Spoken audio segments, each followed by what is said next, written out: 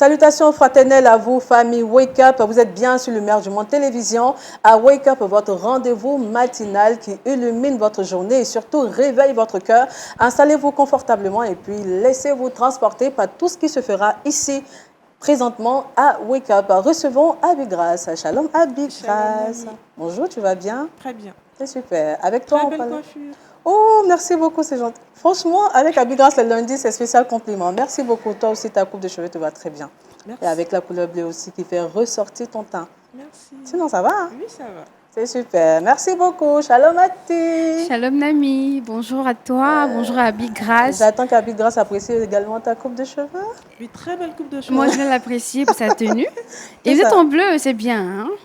Oui, c'est vrai, c'est vrai, c'est vrai. Sinon, ça va, tu vas bien? Oui, moi, ça va très bien. C'est Et toute belle, bonjour ma chez chérie. vous à la maison. Ah, merci ma sister. Ah, je t'en prie. C'est lundi, dans la rubrique Bonne Santé, nous sommes en compagnie de Monsieur Axel Boiseau. Shalom, Monsieur Boiseau. Shalom Nami. Vous allez bien? Oui, je vais bien vous-même. Ça va très bien, merci beaucoup. On se Dieu sent merci. bien à Wake Up, hein? Oui, toujours. Mhm. Content d'être là, toujours. D'accord. C'est la famille. Et aujourd'hui, on parlera? On parlera des causes des indigestions. D'accord, c'est super.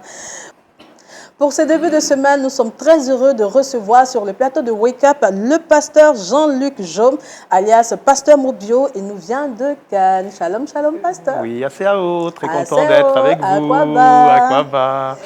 Et en effet, je suis entouré de deux jeunes femmes qui portent la même couleur que moi. C'est ça, c'est vous Et souhaitez vous la m'avez vraiment bienvenue. honoré parce qu'avec Mathie qui est en rouge et le docteur qui est en blanc, vous faites honneur au drapeau français, bleu, blanc, rouge. Et c'est quelque chose de formidable. Oui, c'est vrai, on n'y avait pas pensé, c'est vrai. C'est pour vous souhaiter la bienvenue. Mais Dieu conduit Le toutes blanc choses. rouge. C'est super, pasteur. La famille, Tout le monde va le bien. ministère, Oui. tout va bien. Puis un grand bonjour à tous nos auditeurs également. C'est super. Installez-vous bien, pasteur. Et puis nous allons prier avec Abi Grace. Seigneur, nous te confions cette matinale, conduis toutes choses selon ta volonté. Amen. Amen. Merci beaucoup, Abi Grace.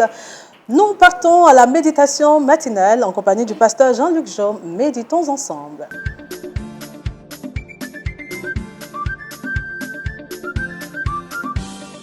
Pasteur, quand Jésus priait, Oui, quand Jésus priait, pendant que Jésus priait. Peut-être cela vous est arrivé, vous priez avec instance et rien ne se passe. Vous priez, vous ne recevez pas de réponse à vos prières. Vous priez, vous ne voyez aucun changement dans votre situation. Pourtant, Dieu nous a donné ce moyen comme un moyen efficace. Et il dit dans sa parole que la prière du juste, elle a une grande efficacité. Mais lorsque nous voyons Jésus prier, et lorsque nous confions nos sujets de prière à Jésus, la Bible nous dit qu'il intercède en notre faveur, et nous voulons croire, parce que nous l'avons vu au cours de son ministère, que la prière de Jésus avait toujours une grande efficacité. Mais j'aimerais noter un passage que nous allons relever dans quelques instants, un passage qui nous parle de ce moment où Jésus a été baptisé. Et Luc, dans son évangile, il est le seul d'ailleurs à le détailler, il est le seul à dire que pendant que Jésus était baptisé, Jésus priait. Et les choses ne vont pas se passer simplement après la prière, et c'est une des vérités que j'aimerais voir avec vous pour donner de la force à ces moments vraiment personnels et recueillis que vous avez avec votre Dieu. C'est que le tournant ne se produit pas toujours après la prière, mais il se produit pendant la prière. Il y a des portes qui ne s'ouvrent pas par force, mais par une communion réelle avec Dieu. Et le thème d'aujourd'hui, c'est bien quand Jésus priait, pendant que Jésus priait. Expliquons maintenant ce sujet en faisant référence justement à ce passage de Luc, au chapitre 3, les versets 21 et 22, qui nous montre cette scène forte pendant le baptême de Jésus. Jésus se tenait en prière. Ce détail est vraiment puissant parce qu'il va nous révéler que la prière n'est pas simplement une habitude spirituelle, mais c'est un lieu de connexion, un lieu d'alignement, un lieu d'ouverture. Et pendant que Jésus priait, il s'est passé trois choses. Le ciel s'est ouvert, le Saint-Esprit est descendu sous la forme corporelle d'une colombe, et Dieu a parlé. Donc quand tu pries vraiment, Dieu agit. Il ouvre, il remplit et il parle. Il y a un proverbe africain qui dit ceci: quand les racines sont profondes, on ne craint pas le vent. Et nous pourrions l'appliquer à un développement biblique au travers de ce texte pour que nous en ayons une bonne compréhension. Il nous est dit, tout le peuple se faisant baptiser, Jésus aussi fut baptisé. Il l'a fait comme la voie que nous devions suivre pour le baptême, mais aussi au travers de ce qu'il fait. Il va nous donner un exemple pour nous ce matin. Et pendant qu'il priait, le ciel s'ouvrit. Le Saint-Esprit descendit sur lui sous une forme corporelle, comme une colombe, et une voix fit entendre du ciel ces paroles, « Tu es mon Fils bien-aimé, en toi j'ai mis toute mon affection. » Le ciel s'est ouvert. C'est plus qu'un signe, c'est un accès. Parce que quand le ciel est fermé, tu peux avoir dans tes prières un blocage, une sensation de blocage. Tu peux avoir l'impression que rien ne bouge. Tu peux avoir un cœur découragé, une prière lourde. Mais ici, il nous est bien précisé que pendant que Jésus priait, le ciel s'est ouvert. Ce qui veut dire que Dieu n'est pas loin, que Dieu n'est pas inaccessible, que Dieu répond, que Dieu intervient, que Dieu contrôle toutes choses. Le ciel ouvert, c'est pour toi une visitation. C'est pour toi une saison nouvelle. C'est pour toi ce matin une connexion restaurée. Alors ne sous-estime jamais un moment de prière. Dieu peut ouvrir ce que personne ne pourrait faire. Ensuite, il nous est dit que le Saint-Esprit est descendu sur lui. Le ciel s'ouvre et comme le jour de la Pentecôte, le ciel, il s'est ouvert. Parce que Dieu n'ouvre pas simplement pour te montrer quelque chose, mais Dieu ouvre parce qu'il a le désir de te remplir. Le Saint-Esprit qui, d'ailleurs, va descendre sur Jésus, ne signifie pas que Jésus était vide, il était le Fils de Dieu, bien sûr, mais que Dieu va marquer publiquement son onction, son ministère, son approbation, que Dieu va l'équiper pour la mission que Jésus avait à accomplir, comme cette mission à laquelle tu es destiné toi aussi. Cela nous enseigne aussi que quand tu pries, Dieu ne te donne pas simplement des réponses, mais il te donne une capacité. Le Saint-Esprit te donne la force pour tenir, la sagesse pour décider, la paix pour avancer. Et la prière n'est pas, à mon sens, juste une demande. C'est aussi un moment où Dieu te remplit pour ceux qui arrivent. Le ciel s'ouvre, le Saint-Esprit descend, mais aussi une voix se fit entendre. Après l'ouverture, après la descente du Saint-Esprit, il y a la voix de Dieu. Quelque chose d'extraordinaire parce que à ce moment-là, nous notons qu'il y a la manifestation de la Trinité. Le Père qui se fait entendre par sa voix, le Saint-Esprit que les gens ont pu percevoir sous la forme corporelle d'une colombe, et Jésus qui était également bien présent. Et à ce moment-là, lorsque la voix se fait entendre du ciel, nous entendons cette parole, « Tu es mon Fils bien-aimé, en toi j'ai mis toute mon affection. » J'aimerais attirer votre attention sur une remarque importante. Jésus, à ce moment-là, n'a pas encore fait de miracle. Il n'a pas encore prêché sur les montagnes. Il n'a pas encore multiplié les pains. Et pourtant, Dieu dit, « Je t'aime, je suis fier de toi, tu es mon Fils. » Cela veut dire que l'amour de Dieu n'est pas une récompense, c'est une identité. Quand tu pries, Dieu ne fait pas que parler à ton problème, il parle à ton identité. Il rappelle qui tu es. Il rappelle à qui tu appartiens. Il rappelle ce qu'il dit de toi, parce que tu es appelé à être un enfant de Dieu toi aussi. Alors, aujourd'hui, retiens ceci. Pendant que Jésus prie, le ciel s'ouvre, l'Esprit descend et la voix se fait entendre. Et ce Dieu que nous présentons encore ce matin n'a pas changé. Si tu pries, Dieu peut encore ouvrir. Dieu peut encore te remplir et Dieu peut encore te parler. Appliquons cela d'une manière très simple au travers de 3 versets. Prie. Prie pour que le ciel s'ouvre. Ne prie pas simplement vite fait, comme tu pourrais le faire, mais prie pour t'aligner, pour te connecter avec Dieu. La Bible dit, Jérémie 33:3, « Invoque-moi et je te répondrai. » Attends-toi à la visitation du Saint-Esprit. Ne cherche pas simplement une solution, mais cherche la présence de Dieu qui va te remplir et qui va te diriger dans toutes les directions. Vous recevrez une puissance. Le Saint-Esprit sera sur vous et vous serez mes témoins. Enfin, cherche la voix de Dieu plus que le bruit du monde. Le monde parle de plus en plus fort, mais Dieu parle vrai. Mes brebis entendent ma voix et elles me suivent. Alors ne dis plus, ce matin ou un autre jour, je prie, mais rien ne se passe. Pendant que tu pries, Dieu va ouvrir. Pendant que tu pries, Dieu va te remplir. Pendant que tu pries, Dieu va te parler. S'il y avait un seul verset à retenir, ce serait celui de Luc 3, 21. Pendant que Jésus priait, le ciel s'est ouvert. Amen. Merci, pasteur, pour cette belle méditation qui nous rappelle que nous devons cultiver une intimité profonde avec le Seigneur. Surtout, nous devons prier sans cesse, comme nous le recommande 1 Thessaloniciens 5, verset 17. Prier sans cesse. Merci beaucoup, pasteur, Merci. pour cette belle méditation. Monsieur Axel Boiseau, réaction. Oui, merci, pasteur, pour cette méditation. Nous rappeler l'importance de la prière. Et ce qui me marque dedans, c'est l'identité. Dans la prière, Dieu nous rappelle qui nous sommes. Parce que je crois que dans les périodes difficiles, c'est un peu le fait de savoir qui l'on est qui parfois fait la différence. Parce que les circonstances peuvent nous amener à douter. Mais le fait que la prière nous rappelle notre identité, c'est très important. Ne pas se détacher de ça, peu importe les réalités de ce monde. Merci beaucoup, pasteur, Merci pour beaucoup. cette méditation. Merci beaucoup, monsieur Boiseau. Pasteur, on va prier. Oui. Merci Seigneur. Apprends-nous, Seigneur, à prier comme toi-même tu priais. Pas seulement avec des mots, mais avec un cœur connecté. Ouvre le ciel sur nos vies. Que toute fermeture tombe, que tout blocage cède, que toute confusion disparaisse. Saint-Esprit, descends sur nous ce matin. Descends sur ces auditeurs, sur ces téléspectateurs. Remplis-nous, remplis-les.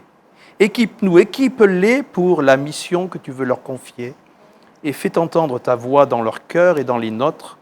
Rappelle-nous ton amour, notre identité et ta direction au nom de Jésus. Amen. Amen. Merci, pasteur. Actualité oblige ce matin avec Abi Grace dans Culture Actu.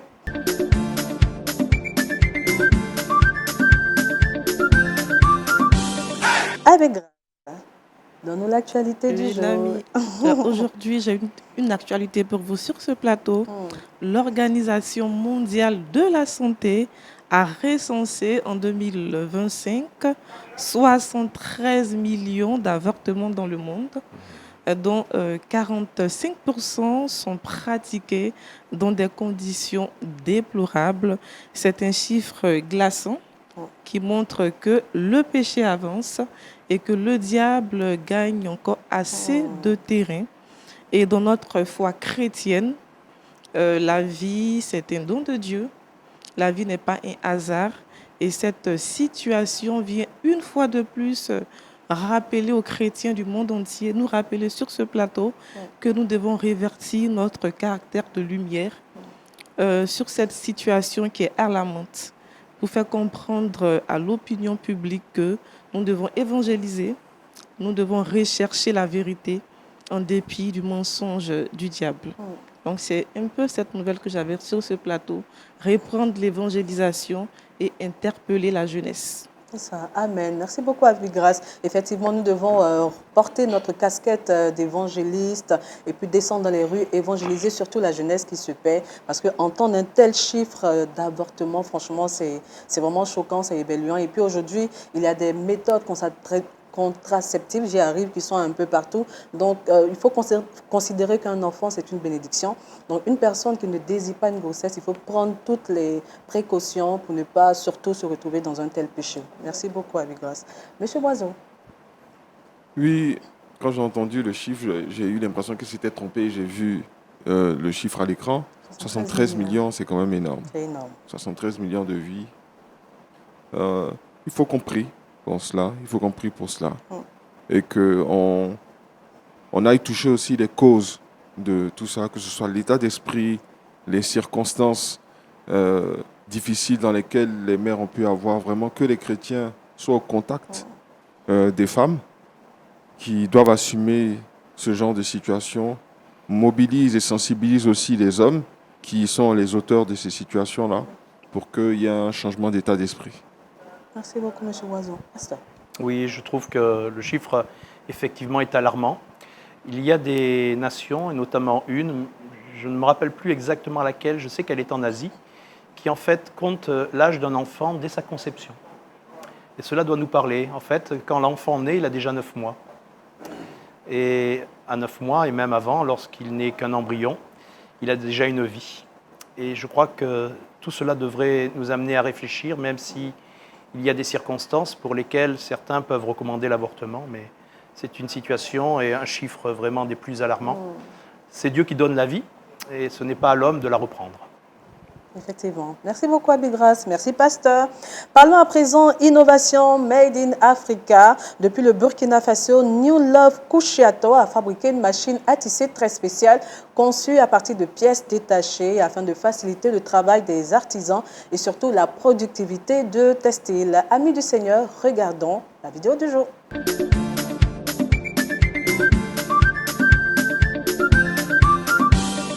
Ce Burkinabé transforme des pièces détachées en machines à tisser. Dans la ville de Ouagadougou, New Love Kushiator fabrique dans son atelier de 30 mètres carrés des machines à tisser automatiques qui fonctionnent à l'énergie solaire. L'inventeur d'origine ghanéenne sensible au recyclage récupère du fer, des câbles, des chaînes de vélo et tout autre matériau trouvé pour constituer sa machine qu'il assemble en 4 mois. Son invention, qui reproduit le geste traditionnel du tissage, lui permet de créer au minimum 5 pagnes par jour, contre seulement 1 lorsqu'ils sont réalisés à la main. Ces machines, simples d'utilisation, sont vendues entre 1200 et 4500 euros. À long terme, New Love souhaite former les jeunes à la mécanique pour avoir une production plus importante et ainsi contribuer au développement de son pays. Une belle revanche pour cet homme qui a arrêté l'école en CE2.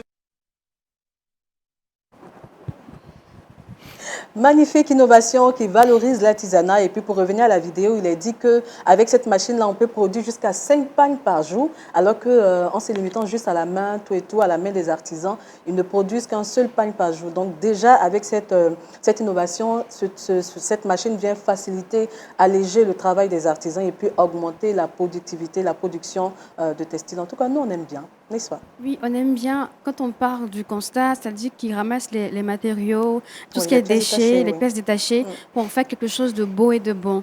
Et on a dit aussi dans la vidéo qu'il a fait la classe de s'arrêter en CO2. Oui, c'est de- C'est beaucoup, en fait, c'est voir le niveau de son travail et voir le niveau là où il s'est arrêté au niveau des études. C'est contradictoire, mais on voit qu'il y a quelqu'un qui a pensé, qui a décidé de transformer son quotidien. Surtout qu'il y en a, les déchets, il y en a beaucoup autour de nous. Et si quelqu'un a pensé à transformer, à faire du bien sur le continent et ailleurs, franchement, c'est à améliorer, ça a encouragé.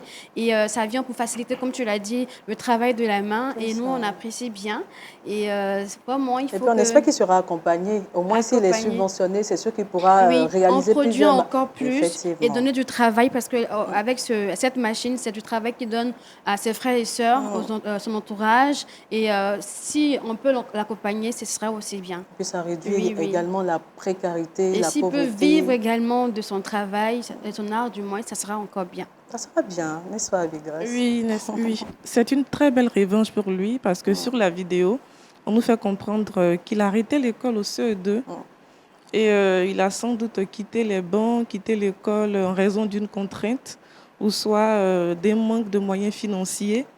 Et il existe encore des personnes qui nous regardent présentement dans ce monde-là, qui ont quitté l'école très tôt et qui ont mis un point final à leur vie.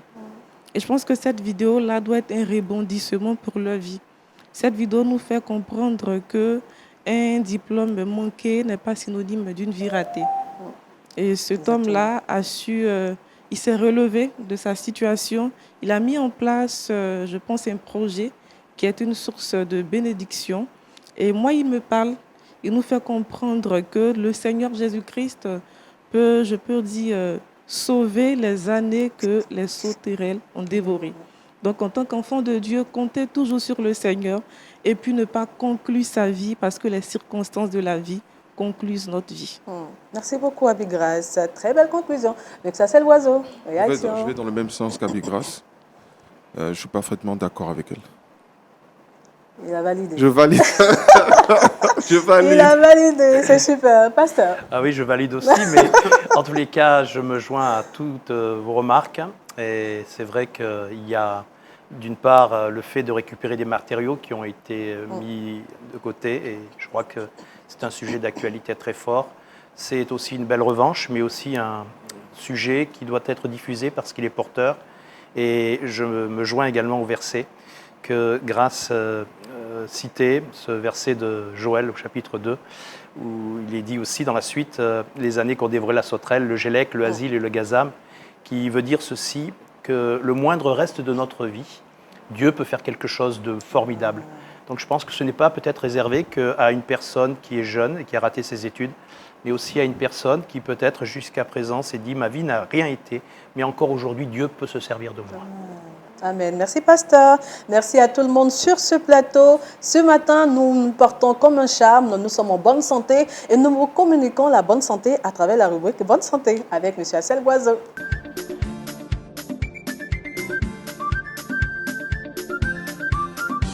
Tout ça pour vous, M. Guazo. Merci, Nami. Je vous en prie. Les causes de l'indigestion. Alors, je veux parler d'indigestion parce que c'est l'un des problèmes qu'on peut rencontrer dans le quotidien, à l'école, en studio, peu importe, à des moments importants. En plein mariage, on peut avoir un problème comme ça. Donc, il faut éviter on peut éviter ce malaise-là dans des situations importantes en comprenant un peu les causes qui entraînent une indigestion. Déjà, il faut comprendre qu'il y a des causes alimentaires, naturellement, vu qu'on parle de digestion. Et on va revenir à certains principes. Ne mangez pas trop sucré, trop salé, trop épicé, trop gras. Il faut faire attention à son alimentation, c'est la base. Essayez de manger organique, pas transformé. Ne consommez pas d'excès d'alcool, d'excès de soda, de café ou de thé. Tout excès nuit.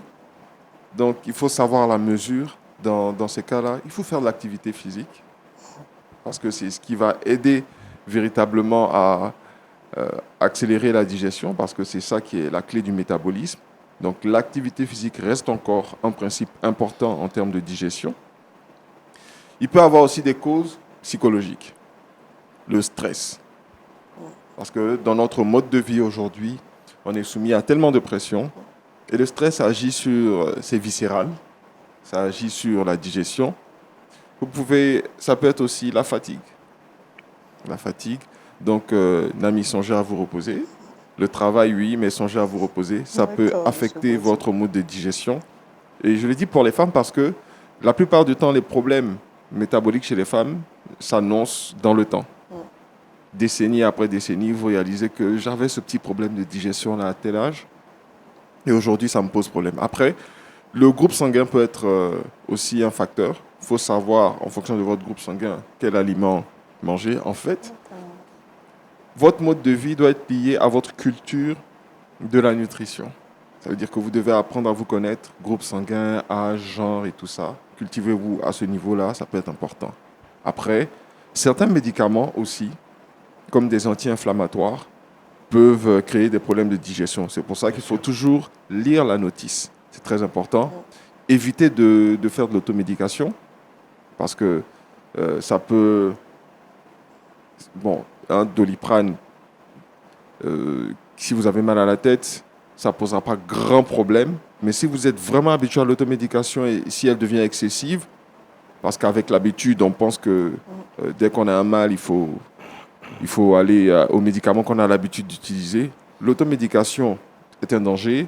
Quand elle est excessive, alors là, c'est un plus grand danger. Donc, ça peut être une cause aussi d'indigestion. Et finalement, des règles de base de l'alimentation. Apprendre à mastiquer les aliments lentement. Voilà. Et, je sais que vous travaillez beaucoup, vous prenez de petits encarts, vous êtes pressé de revenir en studio. Prenez votre temps. Prenez le temps de bien mâcher les aliments, de bien manger. Accompagné certaines fois de breuvages chauds, comme le font les Asiatiques, les repas que vous consommez. Prenez votre temps pour manger, faites de l'activité physique et je pense que vous éviterez déjà une grande partie de tous ces problèmes digestifs-là. Alors pourquoi la digestion? pourquoi la digestion est si importante, et je remercie Abigras d'avoir apporté ça à mon attention, c'est que la digestion est l'interrupteur du métabolisme. Quand vous devez prendre du poids, perdre du poids, même quand vous prenez des médicaments et que ces médicaments-là doivent agir, vous devez d'abord digérer les médicaments. Regardez comment la digestion se passe. Lorsque vous mangez des fruits, par exemple, vous ne les digérez pas aux mêmes endroits que vous digérez les autres aliments. Le fruit va directement dans les intestins pour préparer la flore intestinale à digérer tout ce qu'on va manger. Si vous ne respectez pas la règle, par exemple, de manger les fruits avant les repas, ou dans notre culture, on a l'habitude de manger les fruits après les repas comme des desserts, ce que vous créez, c'est que vous allez poser sur une couche d'aliments solides des fruits qui vont vite fermenter et créer une indigestion. Donc, il faut connaître les règles de base de l'alimentation. C'est très important. Et l'alimentation, comme je dis, c'est le départ du métabolisme. Ce que votre cœur doit utiliser, ce que votre cerveau doit utiliser comme aliment, ce que vos reins doivent utiliser pour fonctionner, et je m'arrête à là. Tous les organes, en fait, vitaux, ont besoin des aliments. Et quand les aliments sont mal digérés, ils ne sont pas utilisés de façon adéquate ou pas du tout dans le corps. Donc la digestion est le point de départ de votre bien-être. Tous les aliments que vous absorbez vont être transformés et utilisés dans votre corps à mesure que vous les absorbez avec la bonne quantité, bonne qualité, etc. Donc la digestion doit être vraiment le signe que vous allez être en bonne santé ou pas. Donc, si vous notez des problèmes de digestion au quotidien, ne les prenez pas à la légère. Si vous avez des gaz intestinaux, si vous avez souvent des diarrhées, ne les prenez pas à la légère. Remarquez ce qui crée ces problèmes. Est-ce que c'est le stress? Est-ce que c'est la qualité de vos aliments? Est-ce que c'est les médicaments que vous prenez? Ou est-ce que c'est la façon dont vous vous alimentez? Par exemple, vous pouvez mastiquer mal. Essayez à chaque fois de trouver la cause et résolvez ce problème d'alimentation, car la digestion, c'est vraiment, comme je dis, le départ de toute chose, si vous voulez être en bonne santé ou pas. Merci beaucoup, M. Boiseau, pour ce bel exposé. Pendant que vous étiez en train de parler, j'ai une question qui me taraudait l'esprit. Que faire lorsqu'on est face à une indigestion? Est-ce qu'il y a un aliment ou des aliments qui peuvent nous soulager à l'instant T? Parce que très souvent, moi, je suis confrontée à ça. Généralement, quand on a une indigestion, la première chose à faire, c'est de tasser le ventre pour ce qui est là. Mais si l'indigestion, elle est infectieuse, c'est l'infection qu'il faut gérer. Parce que avec l'infection, c'est la bactérie qui reste à l'intérieur et qui, à chaque fois, qu'il y ait de l'aliment, des aliments ou pas, va continuer de créer des problèmes. Donc, il faut savoir si c'est juste parce qu'on a pris trop d'eau, par exemple, ou s'il y a une infection qui est en dessous et qu'on ne voit pas. Généralement, vous voyez, c'est le kaolin, si vous l'avez, il peut être utile parce que c'est dans les médicaments, dans les pharmacies, ce que vous utilisez, c'est de la potasse. Vous voyez, donc c'est un peu un outil que les femmes enceintes utilisent ici souvent, hein, que vous pouvez avoir à côté. Parce que le problème de digestion, généralement, la solution est liée quelque part à l'argile. Donc, quand vous arrivez à couvrir un peu la flore intestinale, la protéger de tout ce qui peut venir, c'est comme placer comme on faisait les habitations avant avec le bambou et terre rouge, là, voilà. Vous placez, c'est ce qui va encaisser. Quand la pluie vient, ça ne rentre pas. Donc, la flore intestinale, elle est très sensible. Tassez là et vous allez voir que ça pourra s'améliorer.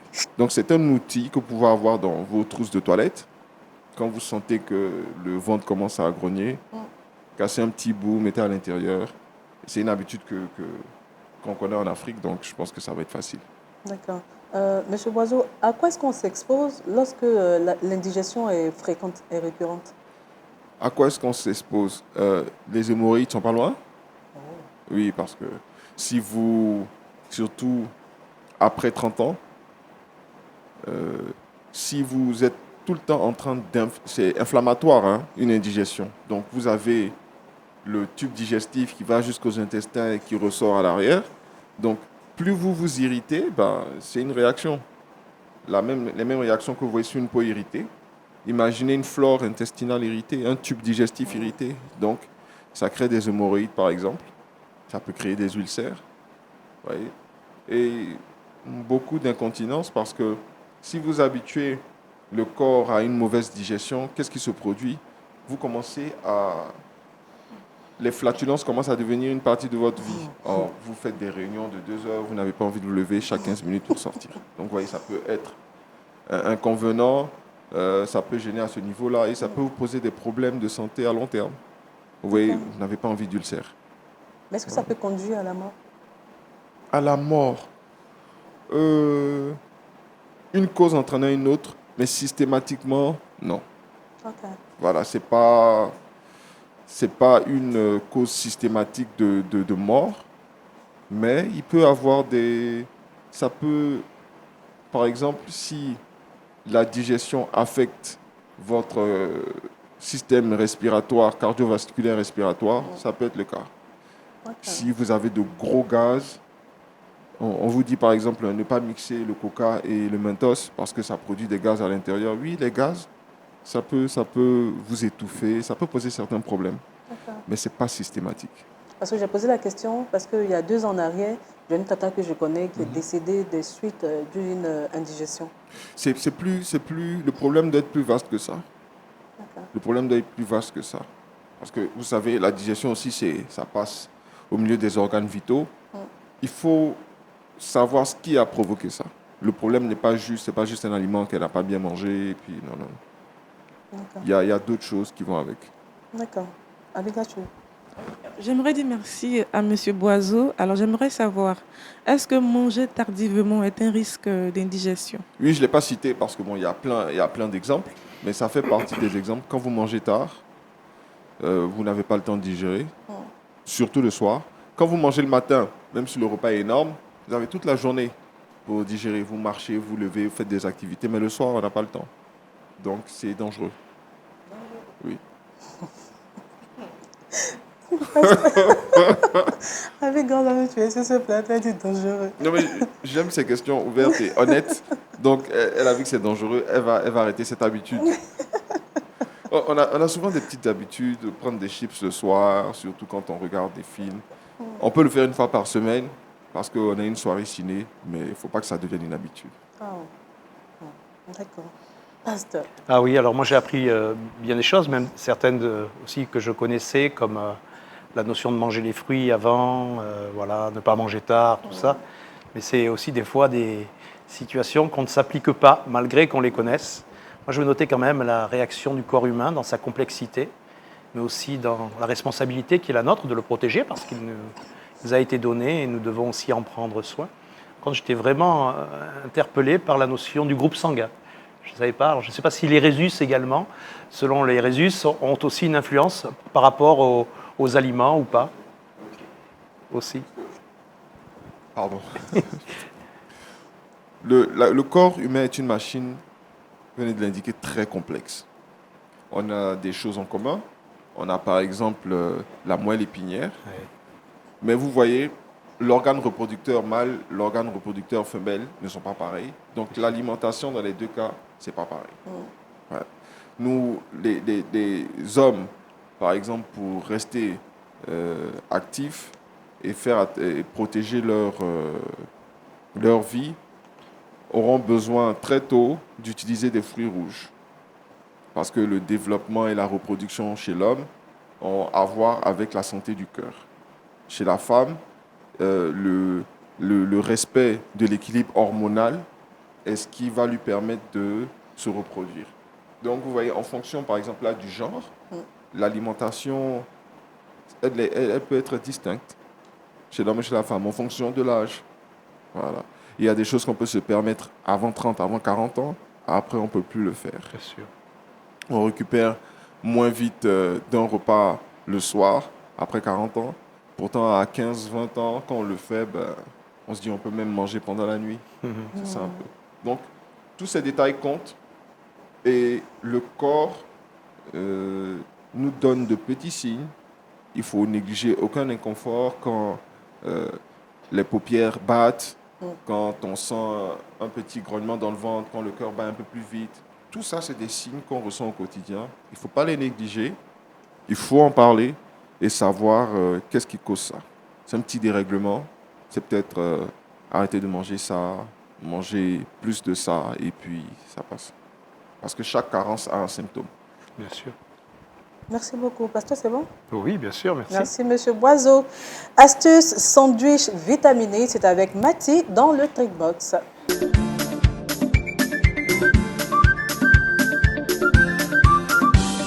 Mathie. Oui, Nami, moi j'ai pris la peine d'écouter M. Axel Boiseau. Et après ses propos, j'ai retenu qu'une bonne alimentation, une bonne santé commence par une bonne alimentation. C'est le point de départ. Et ce matin, comme tu l'as si bien dit, je vous propose une recette assez vitaminée, une recette équilibrée, protéinée. Et je suis d'accord pour vous proposer une astuce sandwich, pas comme les autres. Voilà. Vitaminé. Donc ce matin, oui, on retient qu'il se fait vitaminer. Ce matin, je vous propose une recette sandwich avec beaucoup de légumes et beaucoup de protéines, voilà. Et pour la recette, c'est simple, on aura besoin de légumes. Comme je l'ai dit, de base, on va préférer la carotte.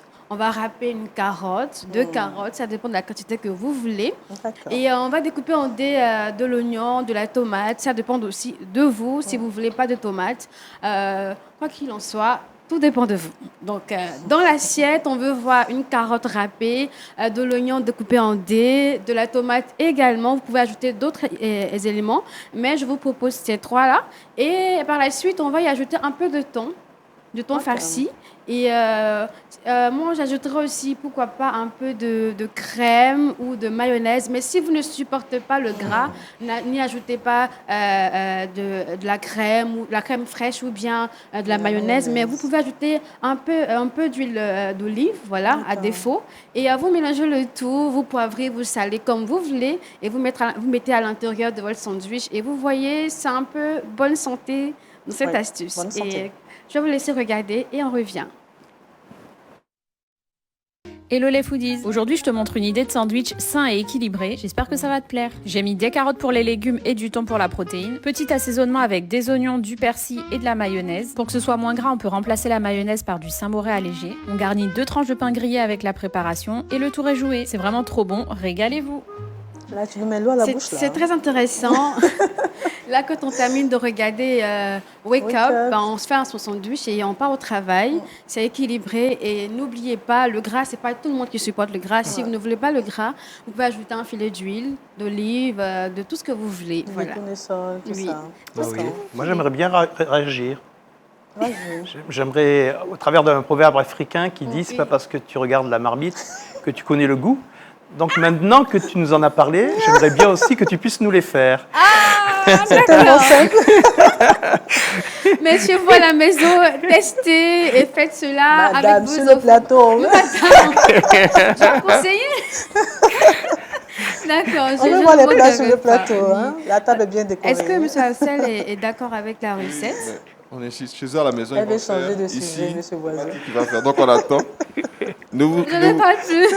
On vous fera un retour si oui ou non elle a vraiment fait les sandwichs. C'est ça, je suis d'accord, M. Boiseau. Merci beaucoup. Merci beaucoup. Merci, pasteur. Merci à vous. Très souvent, on nous fait les astuces de recettes oui. là et puis bon, on ne voit rien. Ah oui, mange pas, vous voyez. Aujourd'hui, là, je suis sur le fauteuil blanc. Avec grâce. Je valide. Elle valide. Merci beaucoup, avec grâce. Allez, terminons cette émission avec le saviez-vous.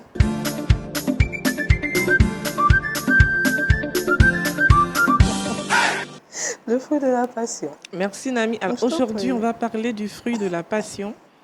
Le fruit de la passion est originaire du Brésil. Il a été découvert pour la première fois au XVIe siècle par les premiers missionnaires espagnols. Et ce fruit-là a été ramené, je dirais, en 1629 en Europe pour être utilisé comme un médicament pour ses vertus antispasmodiques. Alors, d'où lui vient le nom fruit de la passion? Le nom fruit de la passion lui vient tout simplement de sa fleur qui est, je cite, la passiflore. Et ce nom lui a été donné par des missionnaires espagnols en référence à la passion du Christ. Je parle de notre Sauveur Jésus-Christ parce que ce fruit, à l'époque, était un symbole pour eux, pour évangéliser les populations autochtones. Et donc, le fruit de la passion, je précise, est un concentré de bienfaits. Il est composé de vitamines B9, B6, de la vitamine C. Alors, je vous laisse en compagnie de cette vidéo pour toutes ces personnes-là qui veulent déguster le fruit de la passion.